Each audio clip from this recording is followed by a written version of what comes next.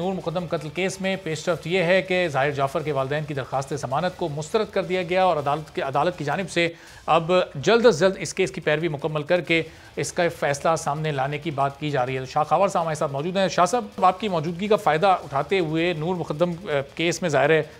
آپ اس واقعے کو بڑی قریب سے دیکھ رہے ہیں، اس میں مستقل پیش بھی ہو رہے ہیں۔ جب آپ نے اسپیشل کورٹ میں یہ مقدمہ ٹرانسفر کرنے کی بات کی تو مختلف حلقوں سے یہ آوازیں آ رہی ہیں کہ آپ شاید اس مقدمے میں تاخیر چاہتے ہیں۔ تو شاید جب آپ اسپیشل کورٹ میں اس مقدمے کو چلانے کی بات کرتے ہیں تو آپ کا کیا واقعی اس کو تھوڑا اس معاملے کو تاخیر کی طرف لے جانا ہے یا کس مقصد کے تحت آپ کی جانب سے بات کی گئی؟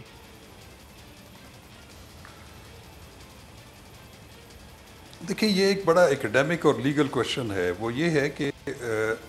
یہ کویشچن جو ہے یہ پروسیکیوٹر نے اٹھایا تھا، جو کہ ایڈوکیٹ جنرل آفس کے نمائندے ہوتے ہیں ہائی کورٹ میں، کہ چونکہ یہ تو مرڈر جو ہوا تھا یہ تو 20 جولائی کو ہوا تھا، اور اس کے بعد جب اس کی جو متوفیہ ہیں ان کی مختلف رپورٹس جو ہیں وہ فورینزک اس کے لیے پرپزز کے لیے بھیجی گئی تھی، تو اس میں پھر بعد میں اس میں ریپ جو ہے وہ ایلیمنٹ بھی سامنے آیا۔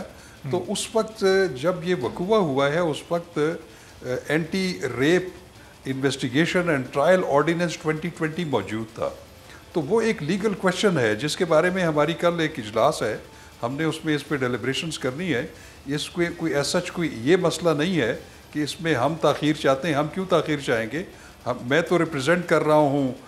نور مقدم کے والد کو، جو کہ اس میں مستغیث ہیں، جو کہ مدعی ہیں۔ ہماری تو کوشش ہوگی کہ یہ جلد از جلد ٹرائل جو ہے وہ ہو اور اپنے منطقی انجام تک پہنچے۔ اور آج میں آپ کو ایک ڈیولپمنٹ یہ بتاتا ہوں کہ جب اس میں جو مرکزی ملزم ہے ظاہر جعفر، ان کے والدین کی ضمانت بعد از گرفتاری کی درخواستیں جو ہیں اسلام آباد ہائی کورٹ نے خارج کر دی ہیں، اور اسی حکم نامے میں انہوں نے ٹرائل کورٹ کو ہدایت کی ہے کہ اس کی 8 ہفتوں کے اندر جو ہے ٹرائل کمپلیٹ کر لیا جائے۔ تو ہم تو بالکل تیار ہوں گے، چونکہ ہم نے پروسیکیوشن کے ساتھ ہوں گے، ہم جلد از جلد اپنی جو شہادتیں ہیں وہ ریکارڈ کرا دیں گے۔ بعد میں جو کہ قانون ڈیفنس کو بھی موقع دیتا ہے پورے اپنے دفاع کرنے کا، تو اس کے بعد میں سمجھتا ہوں کہ کورٹ جو ہے وہ